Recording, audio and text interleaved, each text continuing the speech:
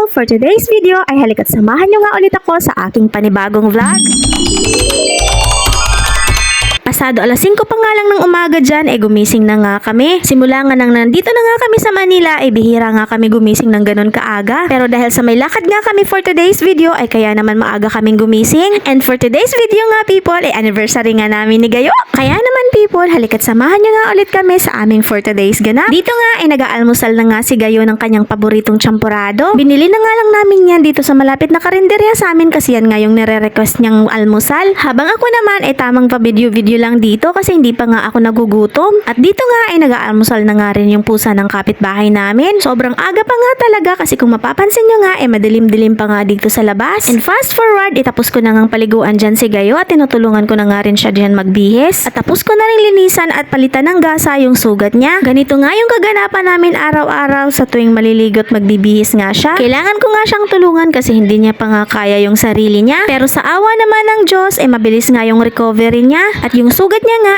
unti-unti na nga naghihilom at wala namang naging problema. At dito nga nililigpit ko na nga yung mga gamit na ginamit ko nung nagpalit nga kami ng gasan sa sugat ni Gayo. At ayan nga't pagkatapos naliligo na nga rin ako sa pawis. Mukhang maasim na nga ako dito kaya ako naman yung sunod na maliligo. At dito naman si Gayo kasi fresh na nga siya. Ito nga't pasayaw-sayaw na nga lang. Sana all fresh. Sobrang payat pa nga ngayon ni Gayo kasi nagre-recover pa nga lang siya at hindi pa nga siya makakain ng maayos. Napansin ko nga sa kanya na simula nga nung naoperahan siya hindi nga siya makakain ng mga karne. Hindi ko alam kung bakit pero sa tuwing kakain nga siya ng karne parang umay na umay nga siya kaya naman yung paborito niya ngang ulam ngayon tuyo. And fast forward nakaligot na kapag ayos na nga ako dyan. Pero yung nasa likod ko tinatawanan ko nga kasi kanina pa nga siya nakasimangot kasi kanina pa nga siya naghihintay sa akin. Ang tagal-tagal ko nga daw. Pero nung sinabi kong smile kasi pipicturean ko nga siya agad nga nag-switch ng mood.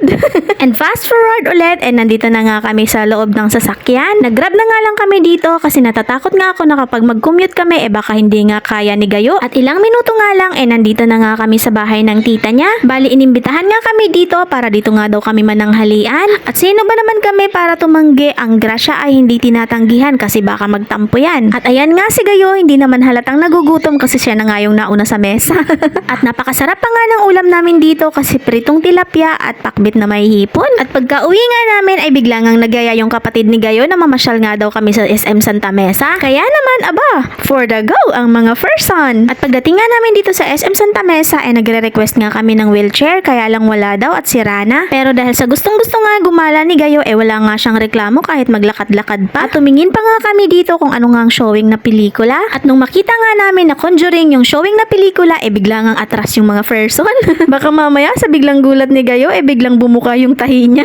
Kaya naman ito nga't naglakad-lakad na nga lang kami sa paligid at tumingin-tingin nga dun sa mga masasarap na pagkain. At dito nga sinabi nga ni Gayo na gusto niya nga daw ng popcorn. Kaya naman nagtingin-tingin na nga kami sa paligid kung saan nga kami makakabili. Grabe people, sobrang daming ang pwedeng mabili dito, pera lang talaga yung wala. Hindi ko tuloy maiwasang maalala si Sam kasi kung nandito nga siya at kasama namin siguradong magi-enjoy nga siya dito. Pero ng mga oras na yan ka-chat ko nga siya at nagsisend nga ako ng mga pictures dyan. And as always, napapasana all nga siya kasi buti pa daw kami nakakapag-mall. Ang hindi niya lang alam na kahit sobrang lapit ng mga malls dito sa amin mga 3 beses pa lang yata kami nakakapag-mall. Magtatatlong buwan na nga kami dito sa Manila pero bihira nga kaming lumabas kasi magastos nga. Pero ayos lang naman kasi nga yung priority nga namin yung pagpapagamot nga ni Gayo. Para nga sa amin bonus na nga lang yan pag nakakapamasyal nga kami sa mall. At dito nga nakakita pa nga ako ng sobrang cute na aso. At dito nga natuwa nga kaming panuorin yung mga nagdi-DIY nga ng cake. Ang sarap-sarap nga nilang panuorin habang gumagawa nga ng cake pero ayoko ngang subukan kasi baka mamaya pag trinay ko baka masayang lang, sayang yung pera. Pero nakaka-amaze lang kasi may mga ganito palang ganap dito sa Manila. Pero dito sa Sing Karaoke ito nga yung trinay namin kasi dito sigurado akong walang sayang. Sa hilig nga namin kumanta talagang walang masasayang na minuto dito kahit pa yung kanta walang hilig sa amin. 30 minutes nga lang yung binayaran ko dito kaya naman namili na nga dito agad yung kapatid ni Gayo. At habang nag-video nga ako dito saka ko lang napansin na 2% na lang pala yung battery ng cellphone ko. Sayang talaga at hindi ko na na-videohan yung ibang kaganapan namin. So ayun lang naman yung aming munting ganap sa aming anniversary. That's it for today's video people. Thank